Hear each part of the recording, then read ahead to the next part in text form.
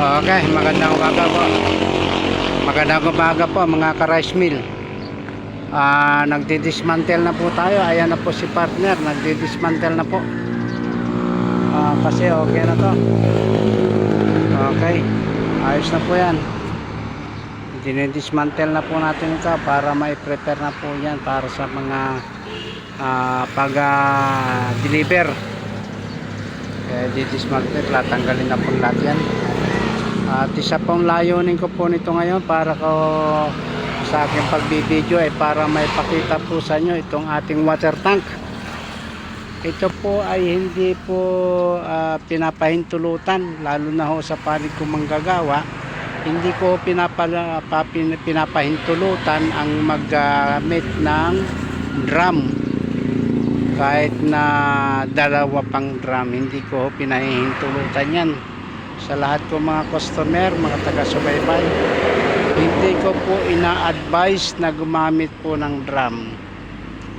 Tayo po ay magpagawa po tayo ng simento na water tank. Ito po ay hindi ho pwedeng gamitin sa operation. Hindi po natin pwedeng gamitin sa operation itong drum pagkat ito po ay sobrang init. Maapektuhan po ang inyong makina. Ayan po ang makina. Sayang po.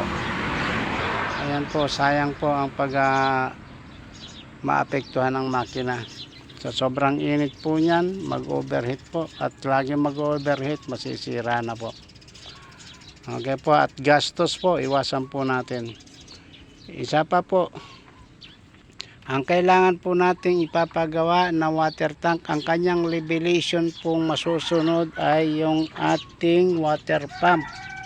Ayan po ang water pump natin. Nakikita nyo yung aking kamay. Ayan po. So kailangan mas mataas siya or pwedeng mas mataas ng mga 4 inches hanggang sa isang dangkal. O kahit mas mataas pa ng isang pie. Okay lang po yan. Ayan po. Ang trabaho po ng water pump ng ating para sa gilingan, ito po ay tulak, hindi ho naghihigop yan. Itinutulak niya po yung tubig papunta sa loob ng makina.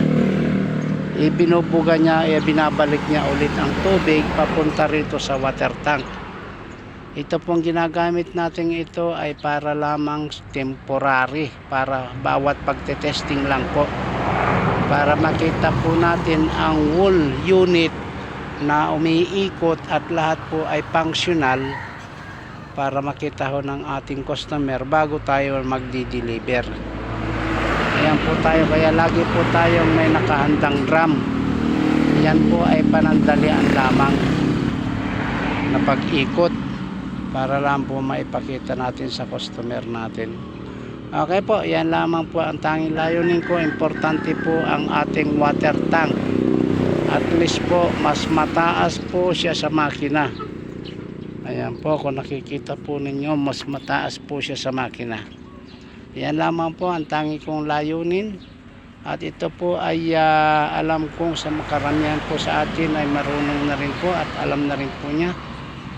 Pero meron pa po akong nakikita pa rin po, lalo na sa may mga gawing malalayong lugar katulad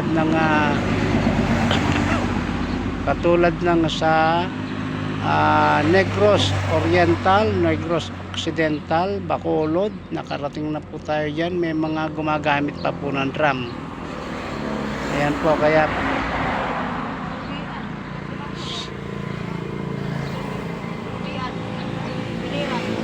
Biliran, drum din, sa may Biliran.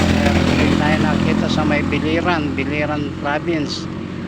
Okay, gumagamit din po sila ng drum.